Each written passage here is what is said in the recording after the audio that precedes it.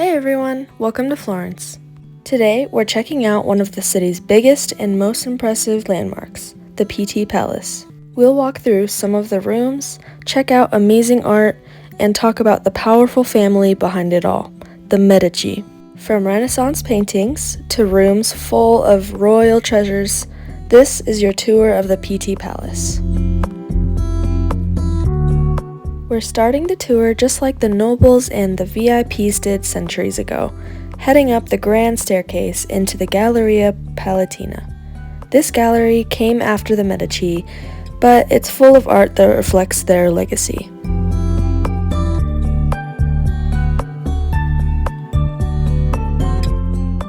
Many of these first rooms contain marble statues, gold on the walls, and ceiling art everywhere you look.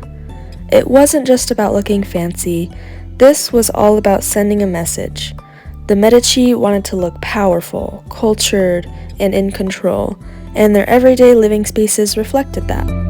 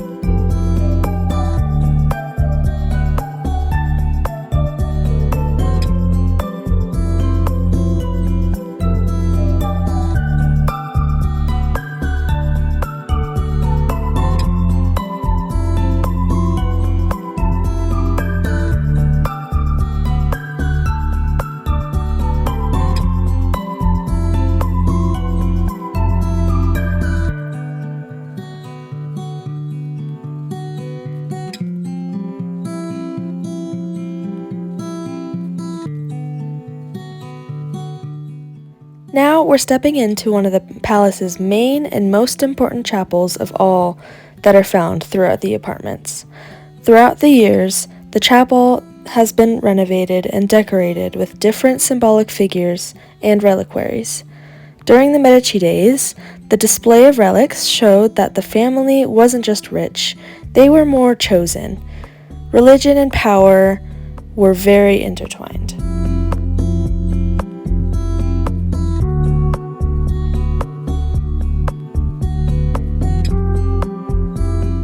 This room used to be full of music.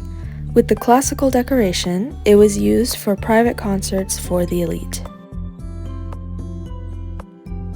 We're in the Pitti Gallery now, once a secret hallway connecting the private rooms of the Grand Duke and Duchess. I like to think of it as a little reminder that behind all of the ceremony, this was still a home with private lives going on behind the scenes.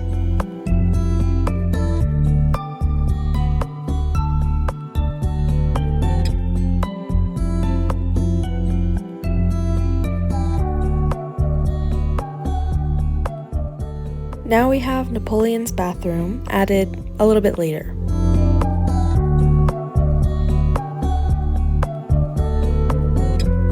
This is the Education of Jupiter room, used to be for the Grand Duke's secretary, but over time its role changed up a bit.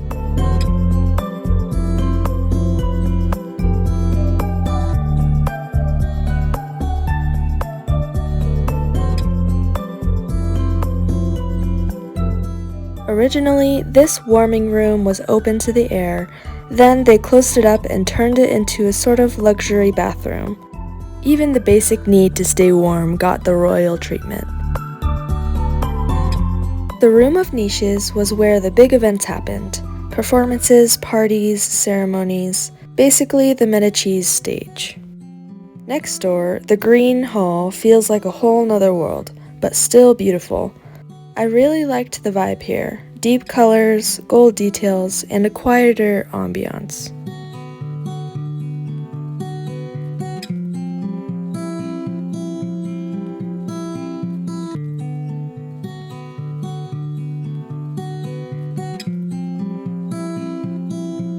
Now let's go upstairs and visit the Costume and Fashion Museum. And it's honestly so cool.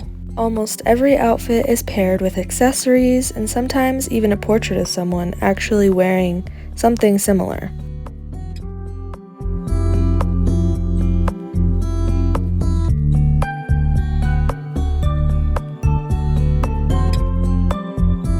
These weren't just clothes, they showed status, time period, and so much personality.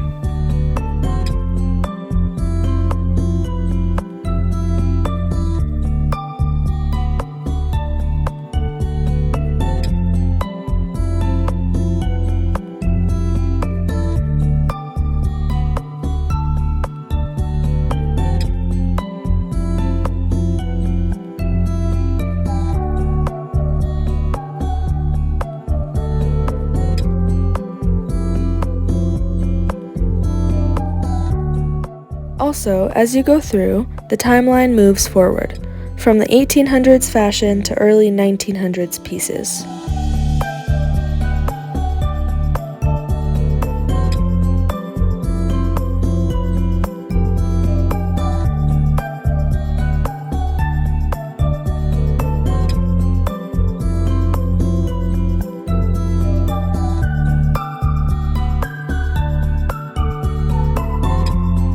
In each section representing the different years of fashion, it explains what made that period of fashion unique. Personally, this helped me kind of understand all of the different fashion trends that were going on and how each style developed throughout time.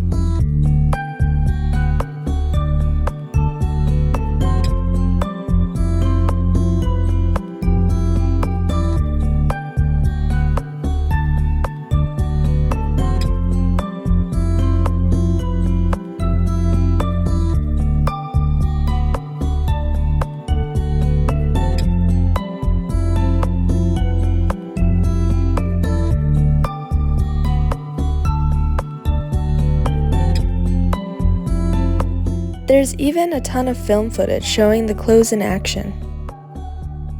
This was nice to see the art being displayed as functional pieces that were most likely worn on the day-to-day.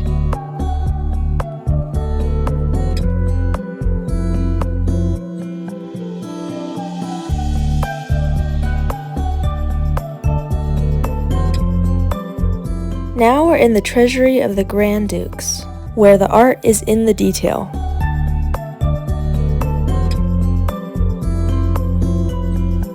These pieces might look like normal dishes, but they were much more than that. They were diplomatic gifts and major status symbols, each of them handcrafted carefully through a rigorous step-by-step process.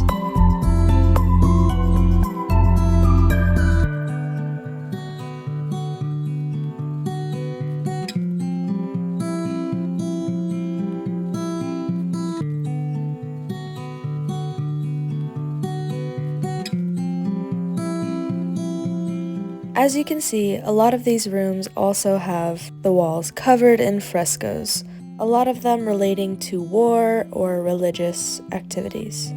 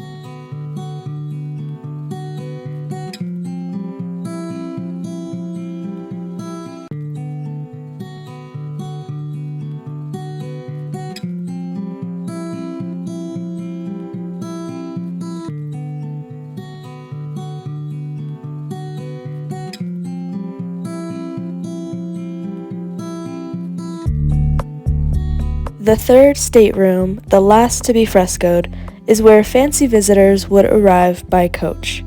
It connects straight to the Boboli Gardens, so it has function and luxury. Another cool detail about this room is that all of the ceilings and a lot of the walls are painted to give a lot of linear perspective and depth to the scenery surrounding you as you walk through. And now we're outside again in the courtyard. This calm and open space definitely feels like a breath of fresh air, but even here, the design is intentional. Symmetry, design, and light all working together. Thanks for walking with me through the Pitti Palace. I hope this gave you a new insight into the Medici world and how power and art worked together. When you visit in person, take your time. There's a story in every detail.